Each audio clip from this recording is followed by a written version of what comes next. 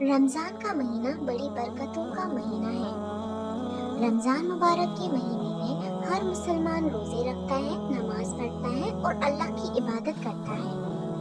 ہمارے پیارے نبی صلی اللہ علیہ وسلم کا فرمان ہے کہ رمضان کے مبارک دنوں میں شیطانوں کو قید کر لیا جاتا ہے۔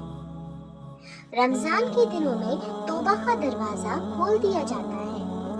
یہ وہ مبارک مہینہ ہے جس میں خدا کی رحمت برستی ہے۔ روزہ رکھنا صرف بھوکے رہنے کا عمل نہیں ہے بلکہ ہر برائی سے پرہیز کرنا ہے۔